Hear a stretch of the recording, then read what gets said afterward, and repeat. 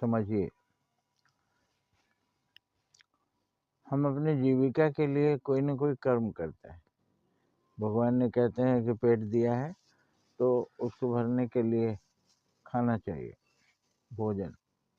अब भोजन के लिए कर्म, माने ईश्वर ने कर्म के लिए बाध्य किया है। कर्म नहीं करेंगे तो जी नहीं पाएंगे, इसलिए जीने के लिए आदमी कर्म करता है। मगर कर्म का सिद्धांत ये है, कर्म को योग बना लीजिए। हम अपने कर्म में धर्म को शामिल कर लें, अच्छा कर्म करें, सुकर्म करें, सत्कर्म करें, परोपकार करें, परहित के लिए जिए, दूसरों की सहायता करें, गरीबों की मदद करें। गरीब कौन है? जो आदमी कहीं असहाय हो गया, लाचार हो गया, गिर पड़ा, कोई मुश्किल में पड़ गया, उसको सहायता की आवश्यकता है, तो वहाँ आप सहायता कीजिए। लेकिन अपने कर्म में हर वक्त धर्म को शामिल कीजिए। जो कर्म जिससे संबंधित है वो आपकी तारीफ करे, वो जाकर प्रशंसा करे, वो जाकर औरों को बताए। और अगर आप डॉक्टर हैं तो वो बताएगा कि वो बहुत अच्छे डॉक्टर हैं, पैसा भी ज़्यादा नहीं लेते, बीमारी जल्दी ठीक कर देते हैं। यश चारों ओर फैलेगा।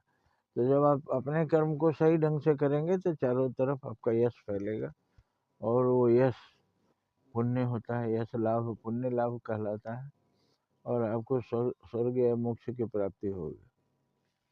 आत्मा परमात्मा एक ही है, पर आत्मा थोड़े कुछ दिनों के लिए अलग कर दी जाती है, और कर्म के सिद्धांत के आधार पर हम फिर से मोक्ष प्राप्त करके वहाँ तक जाते हैं।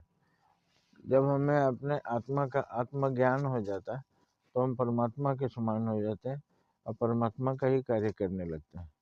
परमात्मा का कार्य है लोगों की सेवा, सृष्टि का निर्माण, विकास, विध्वंस नहीं, लोगों को नुकसान पहुंचाना नहीं, देव बनकर जीना, देवलोक बना देना इस धरती को। अब देव मतलब आप देना जानते हैं, सेवा।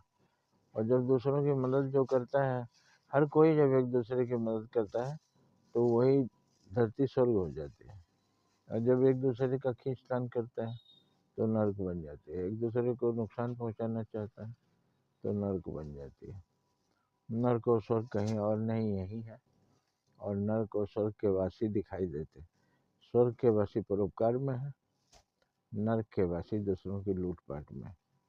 जय हिंद, जय भारत।